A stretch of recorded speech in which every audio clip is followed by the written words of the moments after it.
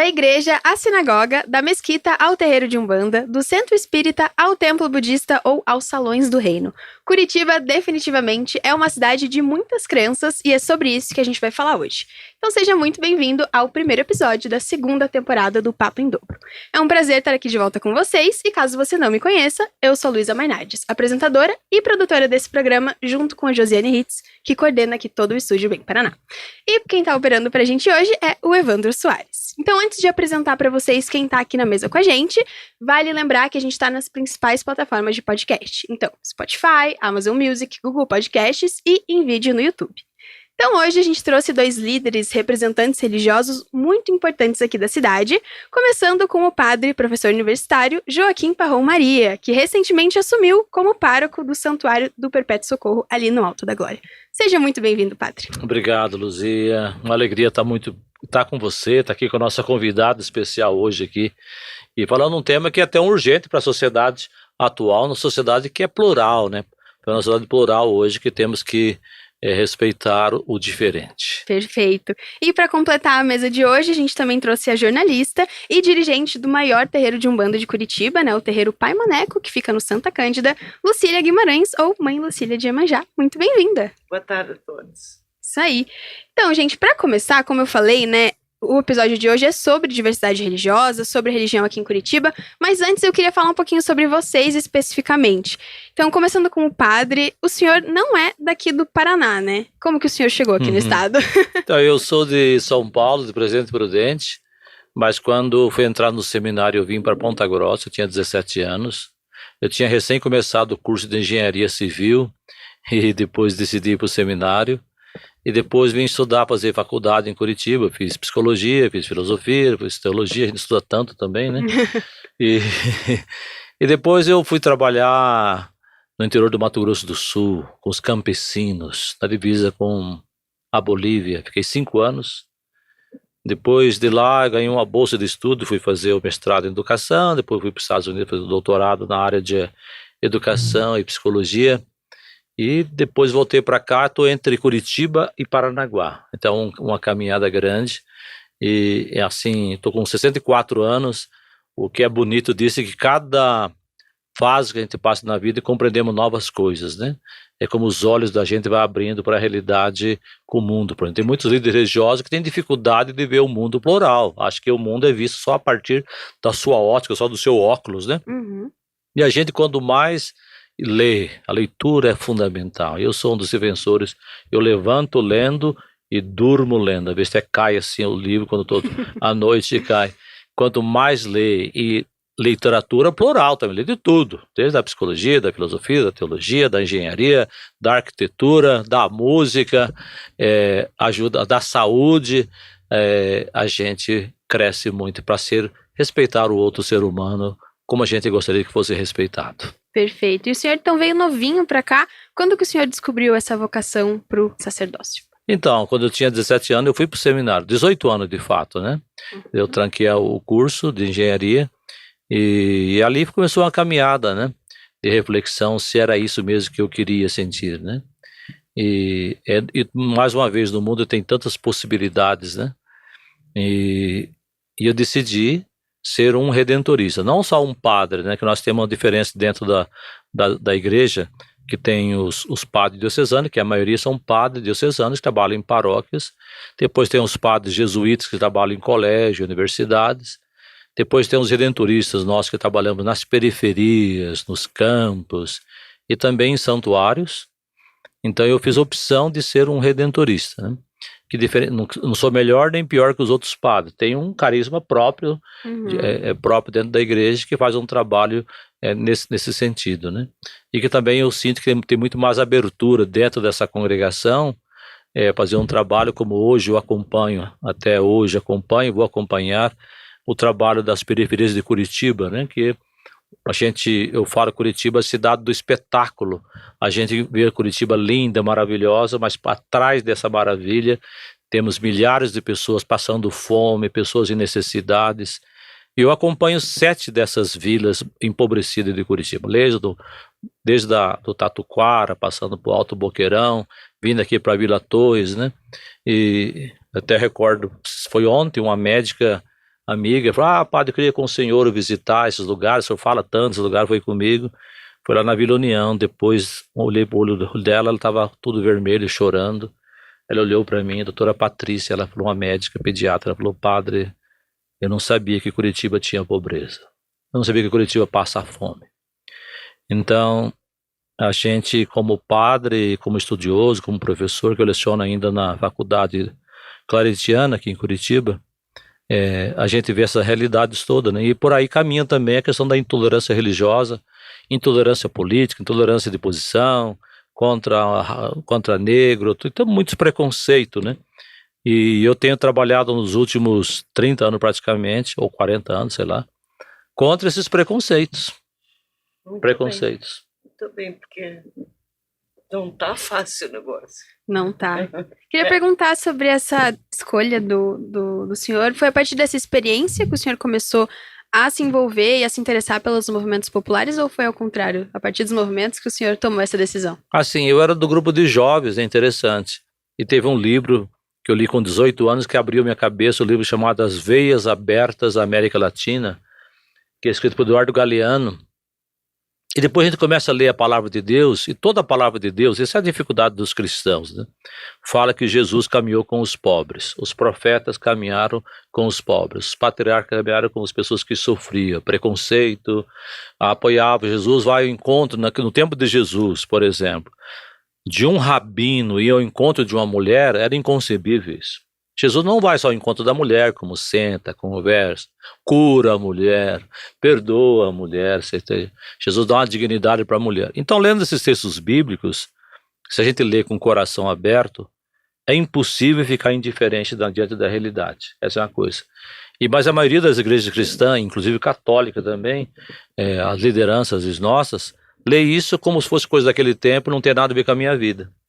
E Jesus é muito taxativo nos mandamentos. Tem 2 mandamentos, ele conta. Está lá em São Lucas, capítulo 10. Tem 2 mandamentos. Ame a Deus com todas as coisas e ame o próximo. Aí o doutor da lei pergunta, mas quem que é o próximo? Aí ele conta a história do bom samaritano, que um homem caiu na mão das pessoas, passou o sacerdote, o homem da lei de Deus, olhou e foi para diante. Passou o levita, que era outro, um pastor, tal, e olhou e foi adiante. E veio um bom samaritano e pegou aquele homem caído, ajudou, recuperou, levou ele para cuidar da saúde e tudo. E Jesus fala assim para ele, quem que é o próximo? Aquele homem caído, né? Mas a gente tem uma dificuldade, porque a religião muitas vezes acaba alienando as pessoas. Não consegue enxergar a realidade do próximo. E por isso que eu me fecho nesse meu mundo, acho que a minha religião única, que tem todas as respostas para todo mundo, e começo a atacar a religião do outro, né? Uhum. Então, essa descoberta que você fala ao sacerdócio foi a partir de entender a realidade da sociedade, mas de entender também profundamente a palavra de Deus, que ela vem ajudar a gente a ser mais humanos, né? Nós cristãos acreditamos que Jesus é divino, mas tornou-se humano. Por que tornou-se humano? Para que a gente fosse mais humanizado, tivesse mais solidariedade, mais amor, mais caridade, mais partilha, mais respeito, né? Então é inconcebível ser cristão e praticar uma religião que exclui as pessoas ou que tem intolerância com outra compreensão religiosa. Dá licença, padre, mas a palavra cristão, ela parece que tomaram posse, né? Tomaram Dessa posse, palavra. tomaram posse. Porque eu vejo hoje falarem, porque eu sou cristão, como se o cristão fosse só um, né? Então, eu acho que essa apropriação, ela é muito errada, porque a Umbanda também tem uma origem cristã, né? Então... Mas será que será que eu não confundi o cristianismo com moralismo? Aquilo é como professor, no sentido assim, hoje as pessoas, quando falam de ser cristão, eu sou contra o aborto, eu sou contra isso, a família tradicional, mas essa pessoa que diz cristã permite que criança fique na rua, menor abandonado, mas é contra o aborto. Tá? Então a gente tem que ser contra o aborto, na minha posição, mas também contra a exploração de menor, o infanticídio, ou a própria quantas crianças abandonadas. Eu tenho as irmãs religiosas vicentinas, que ali na Vila Torres, elas cuidam de 125 crianças todos os dias de filhos de carrinheiro, esses que puxam os carrinhos na rua. Isso é um ato cristão. Então essas crianças estariam jogadas na rua, mas as irmãs pegam lá, já tem inscrição, colhe, chega e entrega às 7 horas, que vão para o trabalho, a partir de 6h30 que nós deixamos, e volta a pegar às 7, 8 horas da noite. Então essa irmã faz um trabalho de cristão. Então elas são contra o aborto, contra um monte de coisa, mas também socorre essas crianças vulneráveis. O cristianismo, às vezes, pessoas que se arrogam, especialmente nos meios políticos hoje, se arroga como se defensor da família, contra isso, contra aquilo, mas no fundo não defende os valores que Jesus defendeu. Essa é a dificuldade. É uma leitura unilateral do evangelho. E a política, junto com o cristão, eu acho que está tudo errado. Eu acho que está tudo errado. São coisas que, para mim, não combinam. Eu concordo com você e que bom que a Urbana tem a sua raiz cristã, como fala, reconhece Deus, inclusive algumas líderes, né, que eu falei lá de Tatuquara, pede que até abençoe a água para levar para o tal, e você veio pedir bênção para as crianças dela, que é uma das líderes. Normalmente os terreiros em Curitiba começam com o Pai Nosso. Com o Pai Nosso, exatamente. Olha só. Eu até estive visitando, faz o quê? Uns 6 meses atrás, que eu estava, vida tão corrida, com tantas vilas para atender. Mas a questão, Lucília, e você que acompanha, você, Luísa, né? A compreensão errônea, então, se confundiu moralismo com cristianismo. Quando eu sou professor de teologia, sociologia, um monte de coisa, quando você lê o Evangelho, Jesus todo o tempo ele condena a falta de amor, ele condena quando exclui alguém, que é o pobre, a viúva, o órfão, ele condena a exclusão, ele censura a incredulidade e pouco fala de moral, de moralismo. Pouco fala de moralismo.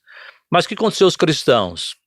Os cristãos, muitas vezes, que se dizem cristãos, se colocam o moralismo contra isso, contra aquilo, como uma perfeição, um certo puritanismo, que eu posso dizer, mas de panelinha, padre. Vamos falar de panelinha. De casca para fora, e passa a excluir o que é aquele que é a pessoa que é homoafetivo, começa a excluir aquele que é negro, exclui aquele que é feio, que é pobre. Vou dar um exemplo.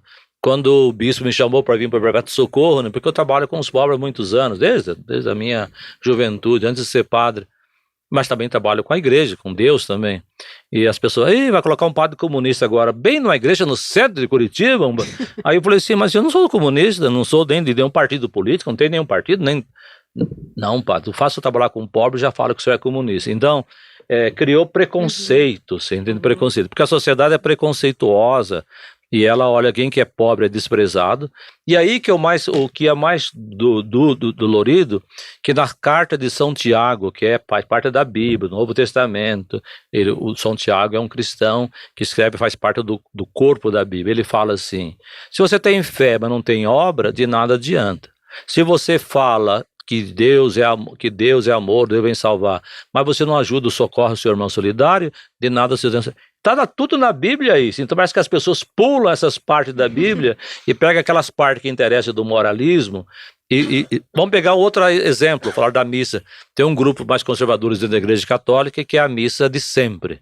Então vocês ouviram falar dessa missa de sempre. Qual a missa de sempre para eles? A missa que é rezada em latim. Tem muita gente hoje, coloca um paletózinho que é missa. Padre Parrão reza a missa em latim para nós. Eu sei latim, porque estudei latim, etc. E outras línguas também. Eu falei, por que rezar a missa? A missa é de sempre. Sabe que então as pessoas não conhecem bem a fé cristã. A missa em latim começou em 1563.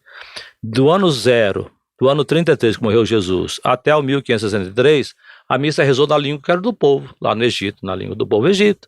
Lá naquela região ali era em aramaico, era tal, em grego, etc. Só em 1563 começou a rezar a missa, mas eles chamam missa de sempre, porque é uma questão ideológica que está atrás disso. Então se fala de panelinha, são ideologia, e a ideologia mascara o todo, a gente não consegue enxergar a realidade. Eu sempre falo, quem unilateraliza, olha, só um lado mascara o todo. E as ideologias têm presente que a ideologia da intolerância religiosa, por exemplo, é uma ideologia que mascara a realidade social e a realidade religiosa. Então eu vejo só o meu lado, não vejo o lado do outro. Lá tem gente, pessoas humanas, que merecem respeito, e eu posso, por exemplo, como católico, não concordar com posturas de outras igrejas, eu posso não concordar com posturas de outras religiões, Mas, no entanto, eu posso não concordar com a proposta teológica, mas as pessoas que estão ali, as pessoas que professam, merecem, usando a linguagem da filosofia, infinitamente valores, porque ela vale mais do que qualquer pessoa. Quando o nazista sacrificava o judeu, e surgiu a filosofia nessa época que falava da exterioridade, falava assim, puxa, quando eu olho nos teus olhos, eu estou entrando no infinito. Você remete ao infinito a partir da sua face, e fez a filosofia da face, porque o seu rosto clama por dignidade, clama por questões éticas, clama por respeito.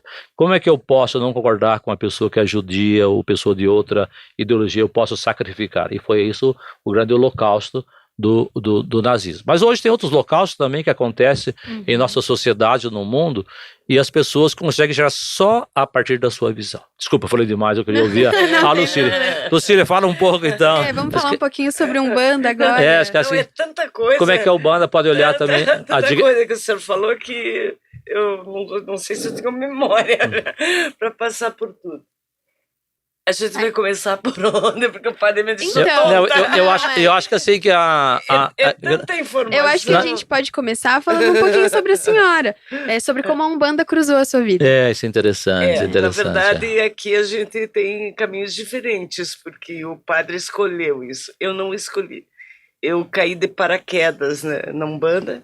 Eu tive uma educação diferente da educação curitibana, católica, porque eu não tive uma educação católica. A minha educação foi espírita, né? Então, eu nasci num berço espírita, onde era muito normal se falar de visões, se falar de coisas, de espíritos. E, naturalmente, eu fui entrando na Umbanda junto com a minha família, porque os terreiros são muito familiares, né? Normalmente, terreiro começa em família e depois que vai abrindo.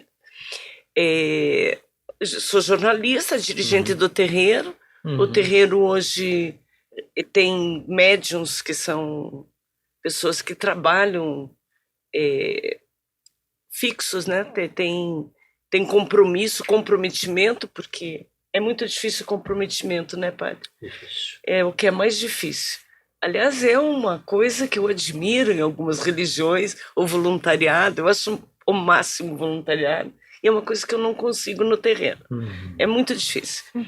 Mas hoje a gente tem um corpo mediúnico de 2.000 pessoas e a gente recebe por noite de 500 a 600 pessoas buscando auxílio espiritual.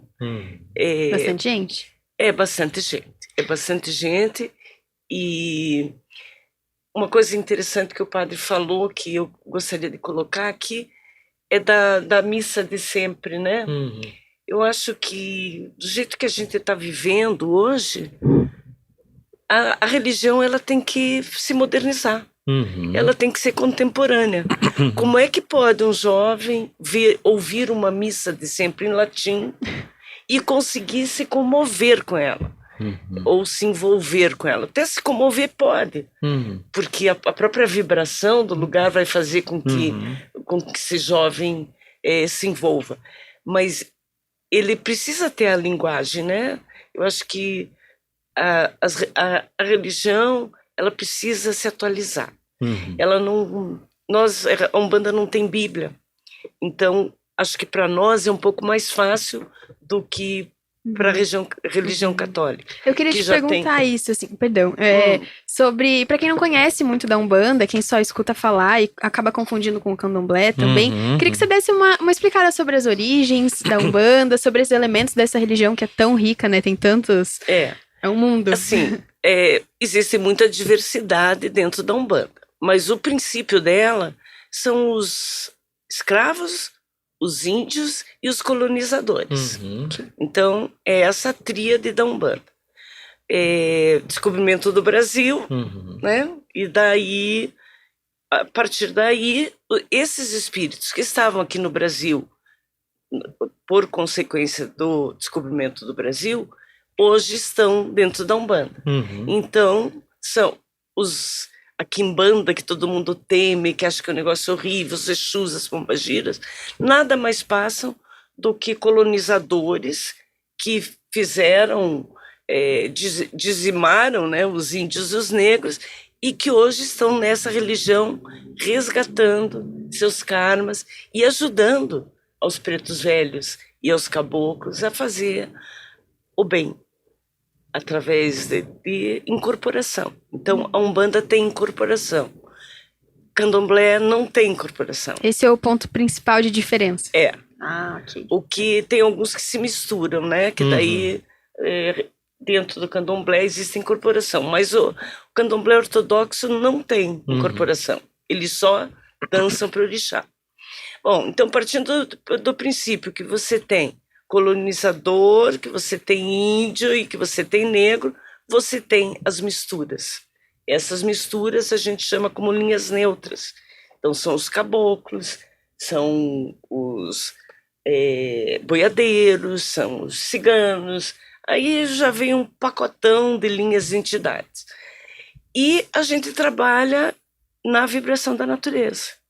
Então, Iemanjá seria o mar, Xangô, as pedreiras, Oxum, as águas limpas, Oxóssi, as matas, Ogum, os metais, quem mais que falta? Oxalá, que é a vibração total, né? Certo. Cultuamos 7 orixás dentro do terreiro do Pai Maneco. Por conta disso, a gente tem que cuidar muito da natureza, porque se a gente não cuidar da natureza, a gente não tem Umbanda. Então, o terreiro do Pai Maneco foi um dos primeiros, a gente está há 40 anos trabalhando, que teve essa preocupação de não sujar as cachoeiras, de não fazer entrega dentro do mar com espelhinho, que é uma coisa absurda, né? Inclusive, a gente criou um lugar para fazer essas entregas dentro do terreno, para que não façam na rua. Porque se a gente fizer na rua hoje, tem o chuta que é macumba, né? É o jardim? É o Jardim dos Orixás. Muito bacana esse conceito de ter... Porque ali a gente não faz com nada que não seja biodegradável. Tem controle total. E os próprios animais vão lá, pegam as frutas e pegam... Né? E assim a gente faz uma Umbanda também com muito carinho com o nosso planeta, que precisa tanto da gente. Urgentemente, né? Salve o planeta. Não, eu rezo todos os dias para o planeta. Sabe que o Papa Francisco escreveu um documento chamado Laudato Si, que é questão ecológica, inclusive a Greenpeace, em 2015, quando saiu, publicou uma página inteira do New York Times, falando sobre a importância, né, que o Papa, e esse Papa tem apanhado muito, porque eles falam, tem de falar sobre religião, falando sobre natureza, sobre a ecologia, o planeta, e quem mais sofre nos desastres mudanças climáticas sempre são os mais pobres que são afetados, que o rico tem uma casa no alto, tal, protegido. E o Papa entrou nessa defesa. E fico feliz também que a Umbanda está nessa linha também de valorizar a casa comum que é o nosso planeta. Não, há anos que a gente tem essa preocupação, né? Não é de agora, né? E na verdade a nossa religião, ela está fundamentada na natureza. Então a gente tem... Um não existe sem o outro ali. Não existe. A senhora também é médium, né? Sou. Eu queria perguntar, quando que esse seu lado espiritual começou a aflorar? Foi desde novinha ou isso veio com... Desde criança. Jura? Desde criança. Eu já via meu avô, que já estava desencarnado desde muito pequena. E eu não sou muito vidente, sabe? Hoje em dia, talvez as preocupações, assim, de cuidar de uma casa, de cuidar de tanta coisa, porque sabe como é que é, né, padre? Só vai para terreiro quem tá com a corda no pescoço. É um pronto-socorro, né? Eu tenho uma amiga minha que é fotógrafa, ali na Faria, que ela diz, terreiro é psicólogo de pobre. Porque não tem com quem conversar. Diz que padre também é psicólogo de pobre. Também. Então, aí, ó. mais um ponto em comum entre nós. Tem uma reportagem esses dias, que foi no Jornal Nacional, que falava que os padres ali da periferia de São Paulo, que atendimento pastoral que chama, né? Que o padre também faz licenciatura em psicologia. E as pessoas que lá falavam assim, não, aqui eu venho no padre que não paga nada, e aqui é a psicologia para os pobres, eles atendem aqui. Que é atendimento pastoral, mas aconselhamento, né? Para ouvir. Que as pessoas estão desesperadas a ser ouvidas. Eu estou cansado, assim, tipo, só fazendo um parênteses aqui, a pessoa chega para mim, padre, eu preciso falar, fala 15 minutos, sem parar. E eu faço uma oração no final, ela fala assim, muito obrigado pelo seu conselho. Não tem nenhum conselho, mas ela queria que alguém a ouvisse e fizesse uma pequena oração de 30 segundos. Já foi desculpe, eu cortei você Não, aí. Essa importância do aconselhamento que vocês fazem lá, ouvindo as pessoas. Ouvindo. Quer dizer, são vários problemas que chegam hoje num terreiro, né? Sim. E depois da pandemia, que é um assunto bem específico, a coisa piorou muito. Quem tinha que ficar louco, ficou. Então, uma quantidade muito grande de esquizofrênicos hoje, né? Muito grande. É uma tristeza. E assédios, né? Assédios familiares, como nunca em 40 anos de terreiro eu vi tanto. Mas não vamos falar de coisa chocante, porque choca, né? Uma coisa que eu queria ouvir de você, acho que é interessante. Como que as pessoas hoje perderam a esperança? As pessoas andam desanimadas. Como é que a Umbanda anima essas pessoas? Porque o que falta hoje é esperança, olhar para frente e falar, opa, temos um futuro. Como é que é a Umbanda? Porque eu acho que a religião devia ajudar a gente a olhar o futuro com um horizonte de esperança. Autoestima, né, padre? Autoestima. Primeiro com a autoestima, porque a pessoa desempregada, a pessoa... Porque a depressão, ela existe, tá certo, ela existe. Mas a depressão, muitas vezes, ela está maquiada com as dificuldades. E as dificuldades, elas são uma bola de neve. Então, uma pessoa desempregada, que não vê nada pela frente. Perspectiva nenhuma. Não tem perspectiva. Ela vai se fechando, ela vai tentando, ela vai se fechando. Aí ela vai se entrando num estado de reclusão. E aí vem aquela depressão. A falta de dinheiro, a família, a fome, a quantidade de pessoas tendo dificuldade financeira de comprar comida é muito grande hoje. Durante a pandemia foi um absurdo, assim, a quantidade de pessoas que você não imaginava que chegam pedindo uma cesta básica.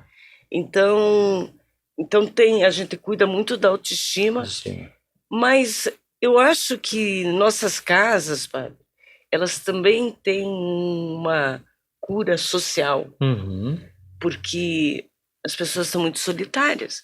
Então, uma casa religiosa também é um ambiente social, onde um ajuda o outro. Nós trabalhamos em corrente, então a nossa missão sempre é estar nos dividindo nossas forças, seja ela espiritual, seja ela de alegria, seja ela de tristeza, a troca. Então eu acho que é muito importante nós termos essa troca entre as pessoas, porque isso colabora muito, né? Mas sabe que a grande dificuldade na sociedade hoje, nossa, como religiosos, que fala de preconceito, né? Porque as pessoas que têm mais posse, eu olho para um padre e falo, o papel do padre é ensinar as pessoas a rezarem. Essa é a opinião dessa gente. Comum. Senso comum. Deixa das pessoas mais poderosas. Aí vê o padre Júlio Lancelotti em São Paulo. Me encontro eu aí atendendo as pessoas na rua. E nós, sofrendo, né, pai? Junto. Aí, por exemplo, nós entregamos 2.500 cestas básicas por mês nesses diversos lugares. Nós empregamos, a gente também não só dá o peixe, a gente ensina a pescar também. A gente conseguiu encaminhar 1.000 pessoas para o emprego. Por empregado, nós criamos uma pequena agência, não cobra nada, dá preparação para entrevista, chama a empresa, eu sempre falo que nós encurtamos o caminho entre o empresário que precisa do empregado e o desempregado que não sabe aonde. Mas tem o cine, tem não sei o quê, mas quando o cara está nessa depressão, tristeza, ele não tem força nem de sair de casa, então eu passo com um carro de som, vai ter um bom emprego para você ali na comunidade, tá? E as pessoas vão lá e fazem a cadastro de emprego. Mas as pessoas que estão de fora, especialmente pessoas que têm uma ideologia mais fechada, elas falam, o papel do padre é ensinar o povo a rezar, não tem que arrumar um emprego nem nada. Bom, se ele dá comida até tudo bem, mas agora ele começa a perguntar por que existem pobres. Foi a frase famosa de Dom Helder Câmara que queriam prender ele na ditadura, né? Porque quando ele dava comida para o povo, até o povo, tudo bem, o bispo dá comida para o povo, pobre, lá no Nordeste, em Recife. Mas quando ele falou assim, por que existem tantos pobres? porque o sistema socioeconômico, político é injusto e exclui as pessoas que tal. Ah, não, ele é comunista. Então, a grande dificuldade nossa, é bonito ouvir o testemunho, que a casa de vocês é como acolhida, é fortalecer, encaminhar a pessoa para o emprego, para o trabalho, ajudar. Porque as pessoas que têm uma ideologia mais fechada, elas não compreendem essa teologia. Elas falam que quem faz esse trabalho são esquerdistas, são comunistas, são todas essas coisas. Em Curitiba mesmo, gente que está no trabalho há tantos anos, é impressionante as pessoas, o que pensam sobre isso. Então, não, o padre Parrão ele está fazendo errado. Por que ele está dando comida para os pobres? O padre Parrão está errado, arrumou essa agência de emprego para empregar as pessoas. E eu fico sabendo que 1.000 pessoas, a agência, não eu, o nosso trabalho, são todos voluntários. Eu sou um voluntário também. Mas ele devia estar ensinando essas 1.000 pessoas a rezar, não ensinar a arrumar um emprego. Então as pessoas na sociedade, as pessoas mais fechadas, que a sociedade está polarizada hoje, entre direita e esquerda, né? Então qualquer coisa que você faz em prol da população mais humilde, acha que é já um ato político. Aí alguém perguntou para mim, pai, qual é o seu partido, padre? Eu falei, meu partido é Jesus Cristo. A pessoa que ia falar outra coisa. Não, é Jesus Cristo, porque eu tenho no seminário, fiquei padre, estudei, para Jesus Cristo, não vou trabalhar para político A, ou B, ou C. Eu ultimamente ando, olha, desculpe, eu mando a merda esse povo. Desculpe, padre, falar assim. Mas paciência já tá... Não, eu tô tão cansada. Fazem 40 anos que você fica lutando para dizer que você é isso, que você é aquilo. Aí, não convence. Nesses últimos anos foi muito difícil. Foi difícil, piorou, Foi muito difícil. Quer dizer, quando eu comecei com banda lá atrás, não sofria coisas que a gente sofre agora. Não vou me repetir, eu vou seguir a minha história, a história da casa. O que eles acham, eu não tô dando bola mais. Mas Tanto é que eu falei para você, não quero mais falar de intolerância.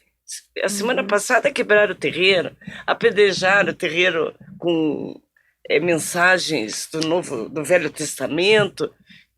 A pessoa enrolou pedrinha por pedrinha. Fez xerox, cortou. Teve todo um trabalho ali. Para jogar dentro da casa, quer dizer... horrível. Horrível. Então, assim, eu acho que existem coisas, assim, para ser discutidas que eu não posso mais valorizar essas pessoas. Mas sabe também... Eu faço BO. Agora o meu negócio é fazer... Tá correto. Direto na delegacia. Porque eu quero ser estatística. Porque quando vem o censo na minha casa... Não me pergunta qual é a religião que eu sou. Vai no meu terreno, onde tem 4 famílias morando, não perguntam dentro do terreiro qual é a religião deles.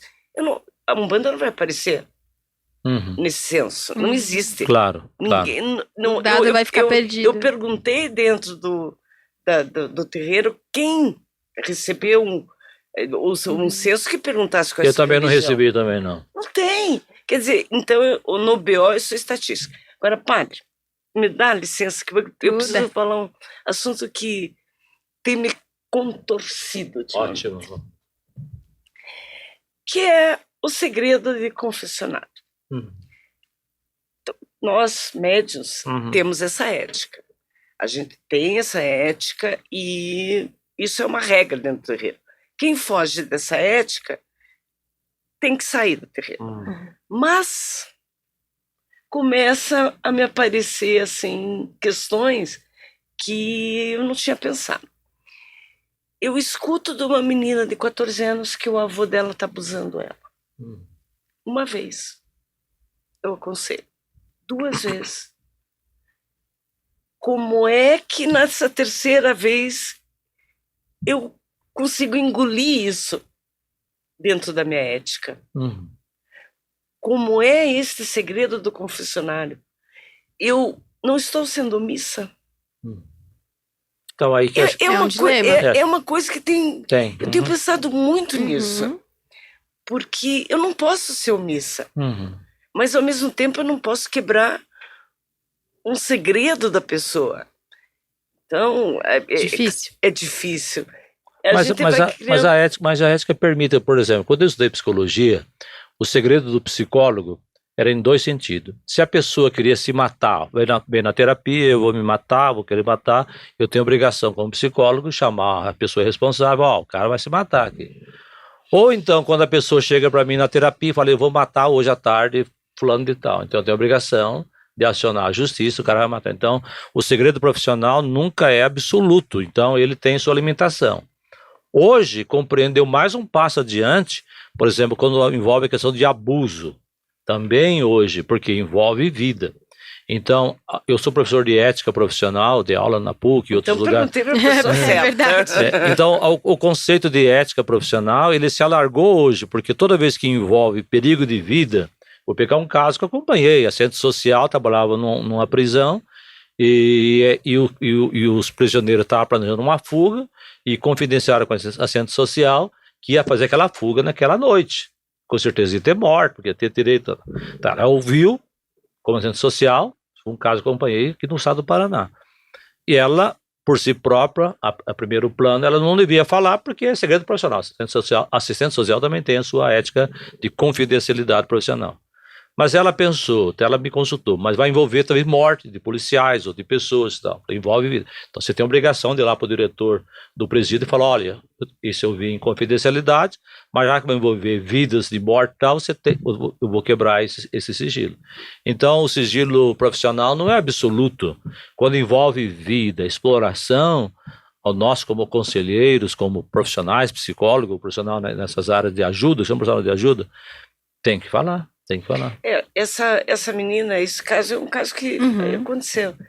Ela ia no terreiro com a mãe de uma amiga. Não era nem com a família dela. Então... Para ela já era um escape ali mesmo, né? Até para conseguir falar. Pois é. Então, a gente teve que criar as nossas alternativas, né? Eu criei dentro do terreiro um grupo, chamei uma ONG que trabalha com assistência às adolescentes e às mulheres, que estão fazendo uma vez por semana plantão lá. Importante. E acolhem e conversam e orientam tanto juridicamente como como é que é? Psiquiatra. Psicólogo. Psicólogo. E aí é isso, mas são questões novas da minha religião. Mas sabe que a igreja, Lucília e Luísa, a igreja católica mudou demais. Quando veio o Papa João XXIII, de 1959, ele fez uma modernização da igreja. Em italiano, a palavra aggiornamento, que é atualizar-se, modernizar, etc. E a igreja cresceu muito. Mas sabe que nos últimos 10 anos apareceram grupos radicais que se dizem católicos, que eles ficam ironizando toda essa modernização nossa. Então tem grupos aí, que eu não vou dentro não, porque eu não quero briga com ninguém nesse momento, que eles ficam... Mas eles não vão para frente, padre. Mas eles têm hoje um poder, esse grupo, um dos grupos tem um poder econômico tão grande. Assim, sempre eu falei, quando toca no meu nome, processo, falou na internet lá contra a minha pessoa, estou vendo o processo, faço o print, já tem advogado pronto, e estamos ganhando dinheiro já, e a gente dá para a entidade dos carrinheiros, um dos dinheiros nós ganhamos agora. É comunista e tal, isso é caso de processo, vou ganhar dinheiro, deixa a pessoa escrever e tal. O padre vagabundo e tal, bolso, né? Faz o print e tal, e o dinheiro a gente já passa para a associação dos carrinheiros, carrinheiro, tem que processar. Mas sabe que, então a igreja católica surgiu, só que nesse momento está tão acirrada essa coisa, muitos padres com medo deram um passinho para trás. Você entende? Deram um passinho para trás com medo. Eu não tenho problema nenhum, você entende? O que é direito, o que é certo, o que é justo, e vão trabalhar para frente com essa questão. Mas hoje a sociedade, assim, até acompanha, quando houve a Revolução Cultural na França, na Europa, em 1968, e veio para o Brasil os hippies, tudo mais, toda essa modernização do mundo, a igreja procurou modernizar, mas hoje há um influxo que vem de fora para dentro e de dentro para fora do país, um influxo de conservadorismo, onde que há uma pressão para que volte a certos valores tradicionais. Tem valores bons que foram perdidos, como de respeito, por exemplo, um valor que se perdeu. Mas que então, não tem, né? Hoje não existe respeito. Mas, exatamente. Então são valores do passado que se perdeu, é bom que se recupere. O valor da honestidade é um valor que é importante. Mas tem valores que já não se adaptam hoje à nossa vida atual. Então, esse conservadorismo, às vezes, que é só de fachada, né? Por exemplo, a pessoa o político, falando em político aí, a pessoa está no quarto casamento defendendo os valores da família que o outro candidato não respeita. Vocês viram ultimamente, o cara está no quarto casamento. Então você percebe, muitos valores não são do coração, é de fachada. Hoje, no evangelho da missa de hoje, por cada dia tem um evangelho próprio, ele falava que Jesus ensinava com autoridade e confrontava com os doutores da lei, os fariseus e os mestres da lei no tempo dele, evangelho de São Marcos. Confrontava, porque Jesus ensinava com autoridade. Mas se eram mestres da lei, doutores da lei, sabiam tudo, podia se dar com autoridade. Ele se dava de boca para fora, mas não tinha vida. Jesus não, Jesus ensinava com a sua boca, os seus verbos, mas vivia aquilo também. A dificuldade nossa hoje, que esse grupo não vai para frente e não vai para frente mesmo, porque ensina de boca para fora, impondo um padrão moral para as pessoas, mas a pessoa mesmo, na sua vida cotidiana, tem um outro estilo de vida. O que interessa é o bolso, né, padre? É o bolso. É o bolso. Vou aproveitar para te perguntar, padre, para quem não sabe, né, dia 21 de janeiro agora, daqui a alguns dias que esse episódio for ao ar, vai ser Dia Nacional de Combate à Intolerância Religiosa, por isso a importância da gente estar aqui conversando, né, com dois representantes tão importantes da cidade. Queria te perguntar, padre, logo em seguida para a mãe Lucília também, qual que é o papel de um líder e de um representante religioso nos dias de hoje, pensando no contexto que a gente está vivendo, já que você já estava falando um pouquinho sobre. Vou destacar só 2 pontos. Primeiro ponto, eu vou seguir as palavras de Jesus. Ame a Deus sobre todas as coisas. Ajudar as pessoas a amar a Deus. E quando a gente ama a Deus pela oração, aquilo que a Lucília falava, a pessoa sente o alívio, está com depressão, tristeza. Quantas pessoas que eu encontro que é curada nas minhas missas, nas nossas missas, quantas pessoas estavam para centenas, até de curada do câncer, porque encontrava na religião, ame a Deus sobre todas as coisas. Esse é um papel do líder, levar as pessoas a Deus, sem fanatismo também, dizer que o outro não vai levar. Então, se você crê naquilo, prega aquilo. E o segundo papel para combater justamente essa intolerância religiosa, o papel do líder, é promover a solidariedade, porque é o segundo mandamento de Jesus, ame o próximo como a si mesmo. Como é que eu vou então promover isso? Pelas minhas falas, pelo meu exemplo, posso organizar atividades com jovens, com adultos, que promova o bem das pessoas mais sofridas. Tem tanta coisa que pode fazer pelo lado bom. Então, esses são 2 papéis. Se eu consigo levar as pessoas a Deus, Deus verdadeiro, que ama a Deus, ama o próximo, eu vou acabar com a intolerância religiosa. Porque eu vou amar tanto o próximo, o outro pensa diferente, porque eu amo a Deus verdadeiramente, que é Jesus, eu vou respeitar a pessoa, se é budista, se é muçulmano. Eu posso nem concordar com a religião dela. Isso é um mundo plural. Eu preciso concordar, mas vou ter o respeito com aquela pessoa. Eu vou ter o amor aquelas pessoas. É interessante que eu fui morar numa cidade no interior do Mato Grosso do Sul e tinha 15 igrejas evangélicas. 15 igrejas evangélicas. Mas tem algumas igrejas evangélicas que os pastores são um pouquinho mais afinados, que estudam teologia, porque muitos pastores também fazem um curso de 3 meses, fala bem, começa a dirigir uma igreja, não tem a formação. Mas teve um pastor da igreja luterana que ele estudou 8 anos para ser pastor. Fez 4 anos de filosofia, como para qualquer padre, e 4 anos de teologia. Foi meu melhor amigo daquela cidade, Miranda, Mato Grosso do Sul. Melhor amigo era aquele pastor da igreja luterana. A gente trabalhava junto, promovia ações juntos, nas periferias, era conjunto, você entende? Então não preciso concordar com o outro, nem em nível de partido político, nem em nível de religião, nem em nível de nada. Eu preciso concordar com uma coisa, que o outro é filho de Deus e merece o máximo de respeito, o amor para com essa pessoa. Perfeito. E para você, mãe Lucília, qual que é o papel de um líder religioso? Olha, na verdade, eu sou o micro, né? Porque a Igreja Católica e as outras igrejas, elas têm uma estrutura muito grande, tem uma organização, e os terreiros não, é tudo fechado, né? A gente não tem ninguém para nos orientar.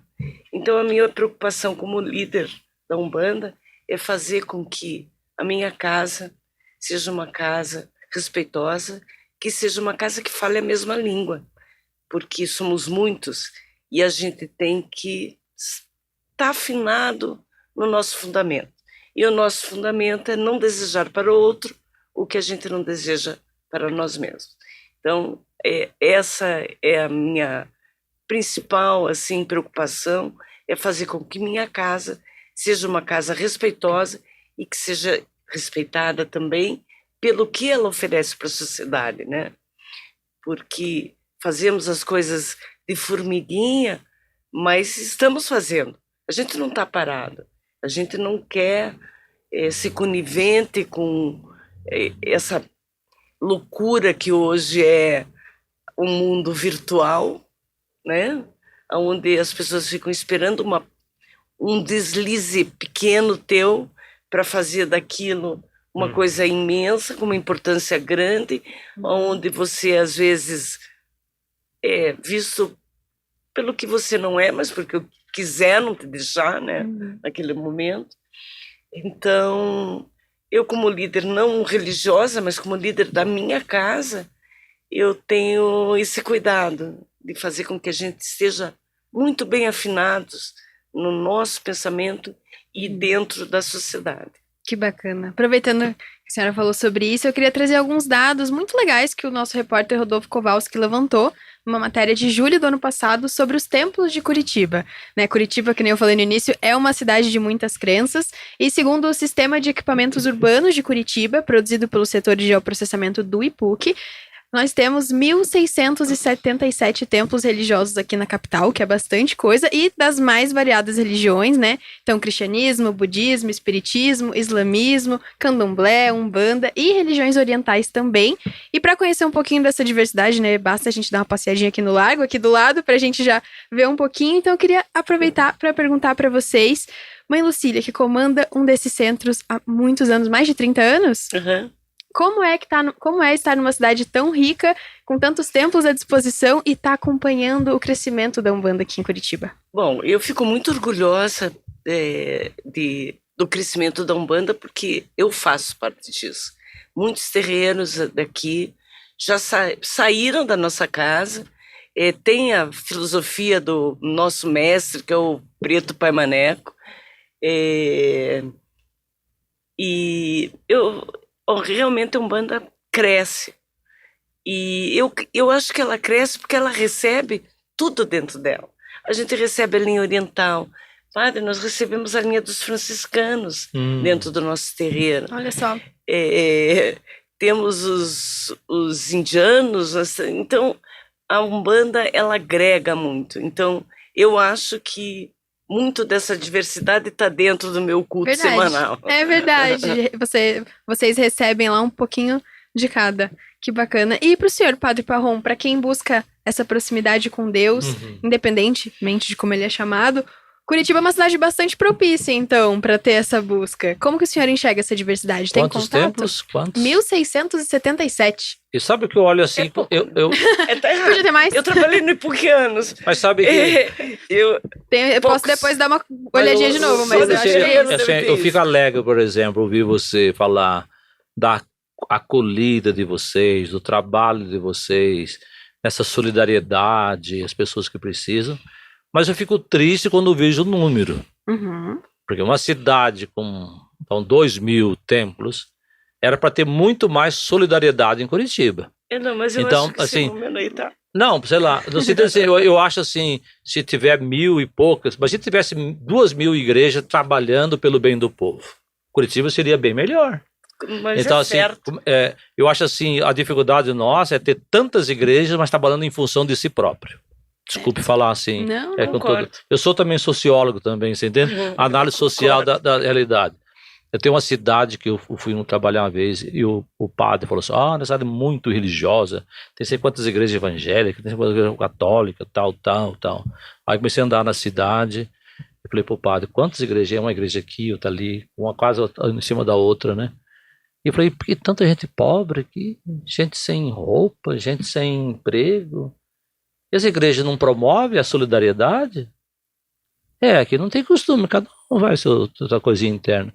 Então, muitas vezes as igrejas são feitas para coletar dízimo, desculpe falar, eu sou sociólogo, coletar dízimo, outras coisas, mas não está em função de promover a solidariedade. Porque quanto mais eu chego perto de Deus, mais solidário eu fico com as pessoas. Mas, padre, daí chega no nosso começo da conversa, né? Política, dinheiro e religião. Onde tem política, dinheiro e religião, existe destruição, existe guerra, E existe deveriam ser justamente política, no grego vem da onde? Política da comunidade, constrói a comunidade. Então, e a religião também às vezes usada como caça-níquel. Desculpa falar aqui, eu não quero ofender ninguém, não estou citando o nome de ninguém, estou citando o nome de caça-níquel, você entende? Porque assim, se nós tivéssemos aqui 1000 igrejas trabalhando pelo povo em Curitiba, 1000 paróquias, ou 10, 50 paróquias, não sei quantas, Curitiba seria diferente, você entende? Aí ia superar um monte de... Nós não teria pobre em Curitiba. Nem a prefeitura ia ter menos trabalho para fazer, porque o trabalho social as igrejas iam fazer, você entende? Mas a dificuldade nossa que resumiu para o templo. Por isso que eu recordo sempre, a Bíblia, para mim, a Bíblia é a palavra de Deus para nós católicos, etc. Mas ela é uma ferramenta também para ajudar as pessoas a crescerem na sociedade. Quando São Tiago vai dizer na Bíblia, ou Jesus vai dizer, se eu tenho fé, mas não tenho obra de caridade, de nada adianta a minha fé, se a gente levasse a sério isso, acabava com tudo isso, você entende? Quando o padre Júlio Lancelotti está na rua atendendo as pessoas, está sendo processada por uma CPI, e as pessoas que votaram pela CPI são pastores evangélicos e pessoas muito religiosas, julgando. Eu falo assim, Jesus também ele foi julgado num tribunal de Pilatos, Herodes, porque ele fazia o bem para as pessoas, você entendeu? Então veja que a nossa religião, especialmente a linha cristã, nós temos que mudar. Temos que mudar. Concordo perfeitamente. Então, assim, uma alegria saber do trabalho seu, alegria que tem bastante templo, mas a gente tem que produzir mais usando a linguagem. Não é tudo, né? Deixa eu só colocar uma coisa aqui que eu vivi.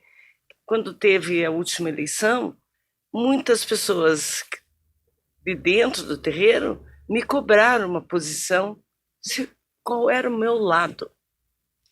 E, inclusive, saíram do terreiro porque eu não me posicionei. E, na verdade, eu tenho uma posição que é minha, só que não é uma posição religiosa. Da Lucília, não da mãe Lucília. Não é, da jornalista Lucília, mas não é uma posição como religiosa. Como religiosa, minha função é outra. É estender a mão, acolher, receber. Levar as pessoas para Deus. Né? É outra. E aí é interessantíssimo, porque brigaram. E lá no terreiro vão muitos políticos. Vão porque é uma casa aberta. Se quiser se colocar lá, tem 5 minutos para falar, mas pode ser quem for. Não é, eu não sou partidária. Eu não quero ser federativa, porque também já dá confusão também. E estão hoje lá, voltaram, né? Os que brigaram e saíram, hoje estão lá com o rabo entre as pernas quietinho. Agora, se eu tivesse me colocado naquele momento como política, eu teria desvirtuado toda a função do terreiro. Mas sabe que o Papa Francisco, para mim, é um profeta, ele. Até as pessoas de outras religiões têm um respeito humano por ele. Ele fala que o papel das religiões hoje é promover a paz. Num mundo cheio de guerra, o papel das religiões é promover a paz. Ele é um fofo. É um fofo. Ele é um fofo. Querido. Ontem eu mandei uma mensagem para o padre Júlio, dizendo que o terreiro do Pai Maneco estava em vibração por ele, mandando boas energias, mandando um axé, porque não tem como negar o trabalho do senhor. Não tem. Não tem como negar o trabalho do senhor. Podem querer mudar tudo, mas a realidade é a quantidade de pessoas que esse homem ajudou e ajuda, né? Perfeito. Enfim. Então, encaminhando para o final, já passou muito rápido, para mim eu ficava aqui bem mais tempo, mas como a gente está em janeiro, né, a gente está em clima de ano novo ainda, eu queria, para encerrar, saber qual lição de 2023 fica para 2024 e o que vocês esperam desse novo ano. Pode começar, padre.